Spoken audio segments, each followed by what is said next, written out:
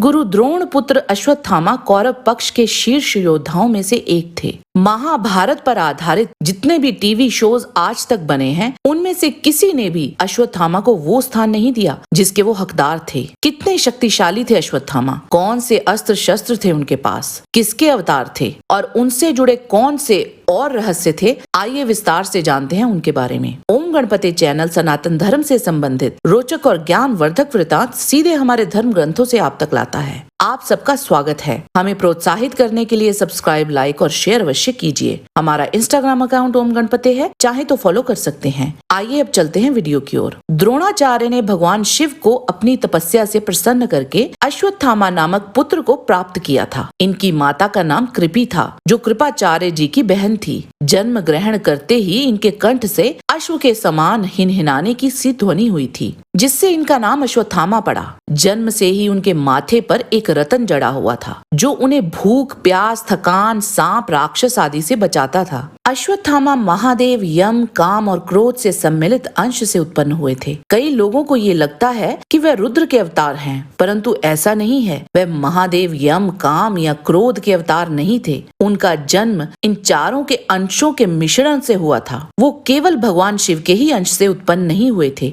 अश्वत्थामा ने अपनी आरंभिक शिक्षा अपने पिता गुरु द्रोणाचार्य जी से ही ली थी। अश्वत्थामा को अपने पिता से ब्रह्मास्त्र, ब्रह्मशीर और नारायणास्त्र का ज्ञान मिला था। इसके साथ साथ उनके पास वरुणास्त्र और आग्नेय अस्त्र भी था। इनके अतिरिक्त गुरु द्रोण ने अपनी सभी विद्याओं का ज्ञान भी उन्हें दिया था और लगभग सभी अस्त्र शस्त्र जो गुरु द्रोण के पास थे वह अश्वत्थामा के पास भी थे। गुरु द्रोण से उन्हें एक दिव्य धनुष भी मिला था। विराट युद्ध में वह पहले योद्धा थे जो अर्जुन के गांडीव धनुष की प्रत्यंचा काटने में सफल रहे थे और उसी विराट युद्ध में उन्होंने लगभग अर्जुन की बराबरी की थी। अश्वत्थामा को विराट युद्ध में अर्जुन के विरुद्ध केवल इसी कारण से पीछे हटना पड़ा था क्योंकि उस समय उनके सारे अस्त्र समाप्त हो गए थे, पर अर्जुन के सम्मोहनास्त्र का उनके पास कोई भी उत्तर नहीं था और अंत में वह भी बाकी कौरव योद्धाओं की तरह ही पराजित हुए थे। महाभारत के कई अनुवादित संस्करणों के अनुसार अश्वत्थामा द्रौपदी स्वयंवर में भी मौजूद थे और यह भी विवरण है कि वह प्रत्यंचा चढ़ाने से चूक गए थे। द्वित सभा में जब दूसरा दौर शुरू होने वाला था, उन्होंने इसका विरोध किया था। अश्वत्थामा ने दुर्योधन के किसी भी षड्यंत्र में भाग नहीं लिया था। उन्होंने पहला युद्ध ही विराट नगर में लड़ा था। घोष यात्रा में अश्वत्थामा दुर्योधन के साथ नहीं गए थे। कुरुक्षेत्र युद्ध शुरू होने से पहले भीष्म पितामह ने उन्हें महारथी की उपाधि दी थी। भीष्म पितामह के अनुसार अश्वत्थामा के बाण अर्जुन के बाणों की ही तरह एक दूसरे को स्पर्श करते हुए निरंतर रेखा में चलते थे। यह उनके कौशल को दर्शाता है। अब बात करते हैं उनके कुरुक्षेत्र युद्ध के पराक्रम की। अश्वत्थामा ने युधिष्ठिर, भीम, सात्यकी, धृष्टद्युम्न और शिखंडी आदि पांडव पक्ष के योद्धाओं को एक से अधिक बार पराजित किया था। अश्वत्थामा ने दिव्यास्त्रों का उपयोग कर पांडव सेना को सबसे अधिक क्षति पहुंचाई थी। 14वीं रात को घटोत्कच के साथ उनका भीषण युद्ध हुआ था। उन्होंने उस रात घटोत्कच की एक अक्षौणी राक्षसी सेना का संहार किया था। उस रात को एक वही योद्धा थे जिन्होंने सर्वप्रथम घटोत्कच और उसकी सेना का डटकर मुकाबला किया था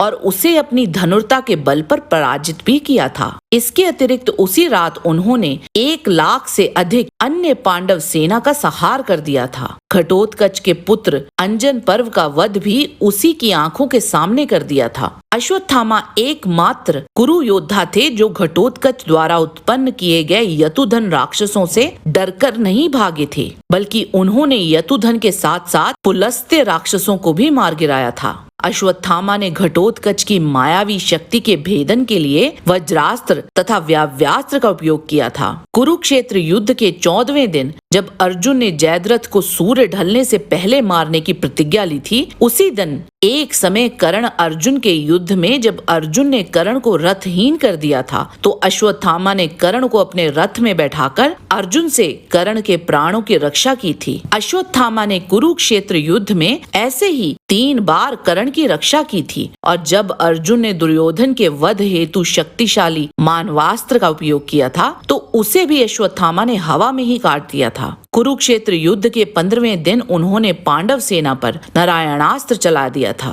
जिसने पांडव पक्ष को भारी क्षति पहुंचाना आरंभ कर दिया। तब श्री कृष्ण ने सभी को उस शक्तिशाली अस्त्र के आगे नतमस्तक होने की सलाह दी थी। तब वह अस्त्र शांत हुआ, पर तब तक उस अस्त्र ने कौरव सेना के बड़े भाग को नष्ट कर दिया था। और 15वें दिन पुनः अश्वत्थामा ने आग्नेय अस्त्र चलाकर पांडव सेना की एक अक्षौणी सेना नष्ट कर दी थी। कुल मिलाकर अश्वत्थामा ने 3 से अधिक अक्षौणी पांडव सेना का संहार किया था। अश्वत्थामा के हाथों कई प्रसिद्ध योद्धा भी मारे गए थे, जैसे कि मालव के राजा सुदर्शन, पौरव के राजा वृद्धास्त्र, चेदी देश के राजकुमार महिष्मति के राजा नील, सुरथ आदि। कर्ण अर्जुन के अंतिम युद्ध से पहले अश्वत्थामा ने बड़ा प्रयास किया था कि दोनों पक्षों में संधि हो जाए। उन्होंने इसके पहले भी दुर्योधन को कई अवसरों पर समझाया भी था। कर्ण से भी कई बार उनका कटु संवाद हुआ था, पर दुर्योधन ने कभी उनकी बात नहीं मानी। एक समय तो वह सुदर्शन चक्र को ही उठाना चाहते थे, पर वह ऐसा कर नहीं पाए थे।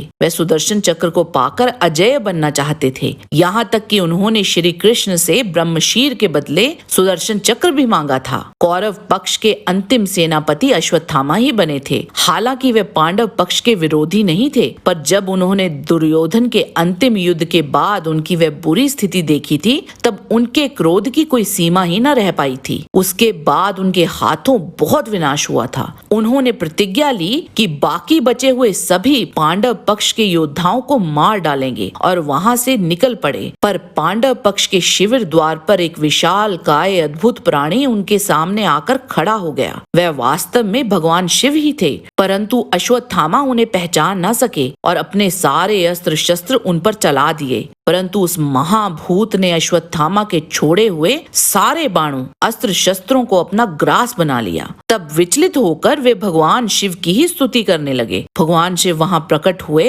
और भगवान शिव ने अपने स्वरूप भूत उनके शरीर में प्रवेश किया और उन्हें एक उत्तम खड्ग प्रदान किया। भगवान का आवेश हो जाने पर अश्वत्थामा पुनः अत्यंत तेज से प्रज्वलित हो उठे। वहां उन्होंने धृष्टद्युम्न, शिखंडी, द्रौपदी के पुत्रों और कई अन्य लोगों का वध कर दिया था। और अंत में जब वह और पांडव आमने सामने हुए थे तो उन्होंने ब्रह्मशीर चला दिया। अर्जुन ने भी उसके उत्तर में अपना ब्रह्मशीर चलाया, पर तभी वेद व्यास जी नारद के साथ आकर उन दोनों महान अस्त्रों के बीच में आकर खड़े हो गए और उन्होंने अर्जुन और अश्वत्थामा से अपने अपने अस्त्र वापस लेने को कहा। अर्जुन ने तो अपना अस्त्र वापस ले लिया, परंतु अश्वत्थामा ऐसा करने में सक्षम न थे। उन्होंने और भी बड़ा अपराध कर दिया और वह अस्त्र उन्होंने अभिमन्यु की पत्नी उत्तरा की गर्भ की ओर मोड़ दिया। यह एक निंदनीय, अशोभनीय और आपराधिक कार्य था, जिसने अश्वत्थामा के सारे अच्छे कार्यों को धूमिल कर दिया।